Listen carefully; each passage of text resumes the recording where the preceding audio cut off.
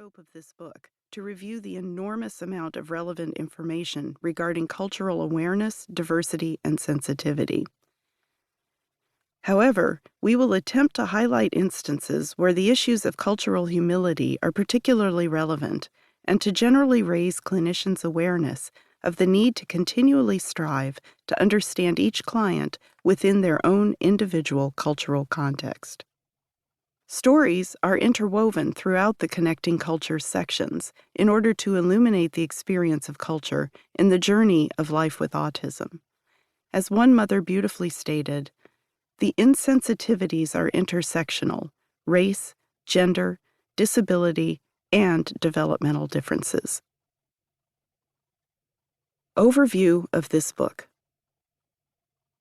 In the introduction, we explain the why. That is, we explain why it is so important for clinicians and everyone else to identify and understand this type of autism. In Part 1, we discuss the what. We review the many different ways that less obvious autism can present, and we explain exactly what to look for using the DSM-5-TR criteria as a guide. In Part 2, we discuss the what else. We introduce common co-occurring traits and challenges that are not currently part of the diagnostic criteria. Some of these are widely known, such as anxiety and ADHD, while others are less known but just as important, such as alexithymia, autistic burnout, and a high need for context. The more clinicians know about these challenges, the better they will be at recognizing and understanding their autistic clients. We also offer an overview of autistic strengths. The how is covered in Is This Autism? A companion guide for diagnosing. In that book, Donna describes her methods for collecting, organizing, and integrating information, and for engaging in collaborative discussions with her clients to make meaning of their experience. This information is crucial not only because it helps us determine whether or not an individual is autistic, but also because it helps us explain the diagnosis to others and make meaningful recommendations. If clinicians do a good job of gathering information and communicating their findings, the diagnosis should be a positive and life-changing moment for their clients. The words we use. A central aim of this book is to convey our thoughts in a neurodiversity affirmative manner, and in working toward this end, we have found ourselves struggling with language. Determining which words and phrases to use has been a moving target, in part because autistic individuals themselves have varying opinions on these matters, and in part because our collective thinking about this topic is evolving quickly even as we write. With this in mind, we have made the best choices we could, knowing that inevitably some people would disagree with them.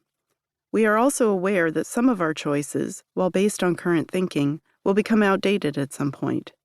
We ask the listener to keep this complicated dilemma in mind and know that our intention has been to use language that is as inclusive and respectful as possible.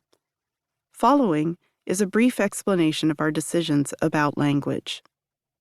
Person-first language versus identity-first language.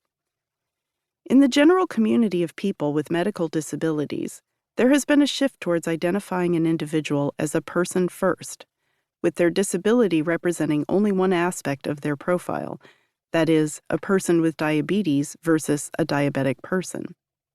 Person-first language was conceived to ensure that people with disorders or diseases were not defined by their challenges.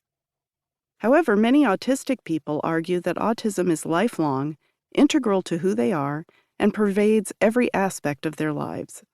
Their identity cannot be separated from their autism.